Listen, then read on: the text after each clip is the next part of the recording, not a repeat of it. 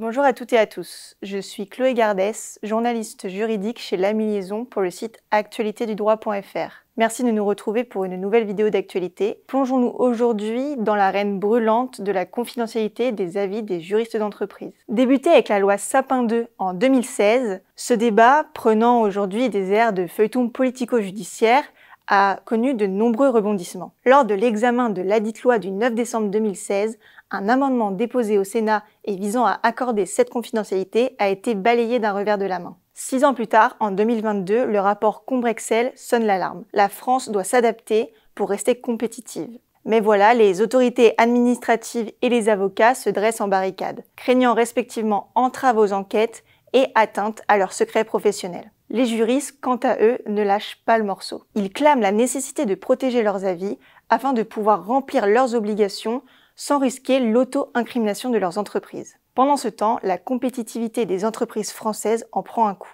perdant des plumes au profit de pays offrant cette protection. Un amendement salvateur a été déposé en 2003 lors de l'examen du projet de loi Justice. Cependant, il a été retoqué par le Conseil constitutionnel. Rebondissement le 17 novembre 2023 où une proposition de loi a été déposée devant le Sénat et comportant des dispositions strictes concernant la confidentialité des avis juridiques. Que prévoit cette proposition de loi? Pourquoi les avocats y sont si farouchement opposés? Et que suggère-t-il en retour? Ces questions, nous allons les poser à Jean-Raphaël Fernandez, président de la Conférence des bâtonniers. Bonjour Monsieur le Président, merci d'avoir accepté notre invitation.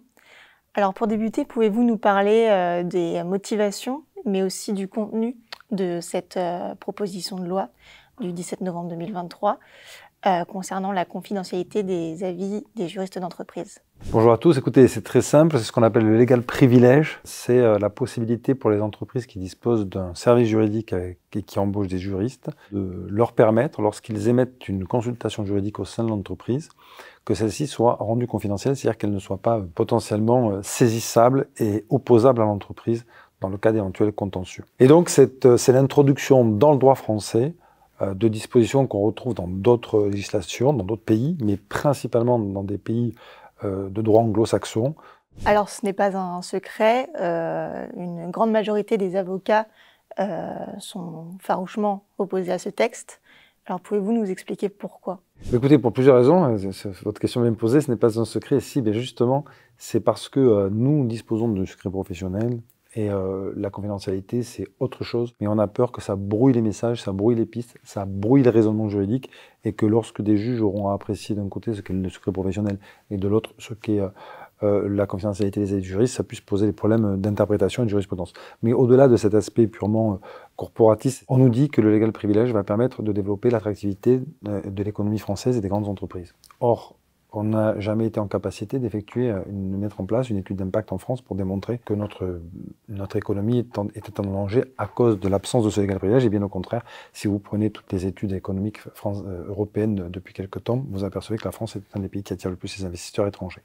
Donc cet argument doit être balayé. Le second argument, c'est le développement des règles de conformité dites compliance qui pèsent sur les entreprises, notamment le RSE, la responsabilité sociétale, toutes ces normes qu'on a imposées aux entreprises françaises et européennes pour qu'elles soient plus modernes, plus efficaces, plus transparentes, plus loyales, plus environnementales, etc., etc. Et au final, on vient nous dire, toutes ces normes, eh bien, il faudrait que le juriste puisse rendre des avis confidentiels à son employeur quand celui-ci ne le respecterait pas, et donc il ne peut pas le faire actuellement, parce que, vous comprenez, ça le met en danger. Nous, ce qu'on dit, c'est que pour remplir ces missions-là, vous pouvez faire appel à missionner des cabinets d'avocats spécialisés dans ces matières-là, qui se déplacent en entreprise, qui mettront en place les process et qui n'ont pas besoin de confidentialiser ces avis. Et puis, d'une manière plus générale, l'arrivée de cette confidentialité modifie considérablement le droit de la preuve. Or, on est dans une logique aujourd'hui jurisprudentielle où le droit de la preuve s'étend au bénéfice de celles et de ceux qui se présentent devant le juge pour obtenir un droit. Et dans cette logique d'élargissement du droit de la preuve, la confidentialité des consultations juridiques vient en totale opposition avec l'évolution de notre droit. Et c'est totalement contraire et ça crée de plus une inégalité entre les citoyens devant la loi, puisque selon que vous aurez une entreprise avec un service juridique, eh bien, vous aurez des consultations juridiques confidentielles, alors que la même entreprise qui serait en discussion avec vous, mais qui n'aurait pas de service juridique, elle n'y aurait pas droit, ce qui crée donc des distorsions de concurrence. Et puis, ne serait-ce que le simple consommateur qui souhaiterait, qui aurait un différend avec une entreprise et qui voudrait apporter la preuve dans un domaine X ou Y, civil ou administratif ou commercial, que l'entreprise avait des informations qui auraient pu lui permettre d'éviter de se retrouver dans la situation dans laquelle le procès amène, eh bien les cacherait. Et ça aussi, c'est pour nous quelque chose d'inacceptable et qui est extrêmement condamnable. En tant que représentant de la profession d'avocat, que suggérez-vous à la place du coup de cette confidentialité des avis des juristes d'entreprise? Moi, je pense que quand on est sur des sujets sensibles, c'est pas aux juristes qui est salarié, qui est dépendant de son employeur, qu'il faut confier ce type de mission. Je pense qu'il faut lui confier à un avocat, c'est-à-dire un professionnel avec une déontologie extérieure à l'entreprise et indépendant, qui va pouvoir apporter le meilleur conseil compte tenu de l'environnement de l'entreprise et de la question qui est posée, et notamment la mise en place, par exemple, des règles de compliance. Ça, c'est quelque chose de fondamental, et c'est pour ça que quand on voit certaines réactions très épidermiques de la part des juristes, des associations de juristes d'entreprise, en fait, je pense qu'ils se trompent de combat. Je pense qu'il aurait mieux valu que nous travaillions collectivement ensemble pour permettre à la profession d'avocat de mieux s'insérer dans l'entreprise pour des missions ponctuelles, c'est-à-dire que l'avocat est en capacité de conserver son indépendance vis-à-vis du client, tout en ayant un pied dans l'entreprise de manière ponctuelle pour venir apporter une plus-value, apporter un travail qui garantisse à l'employeur que la mission est correctement traitée, qu'il va pouvoir structurer son entreprise en respectant parfaitement toutes les normes et les règles légales qui pèsent sur lui. Voilà une piste de travail qui est importante, une piste de travail qui aurait nécessité chez nous les avocats aussi de réfléchir à nos modes de travail, à la manière dont on doit travailler avec les entreprises, notamment les grandes entreprises qui ont des services juridiques structurés. Mais je crois que créer des petits secrets au bénéfice de certains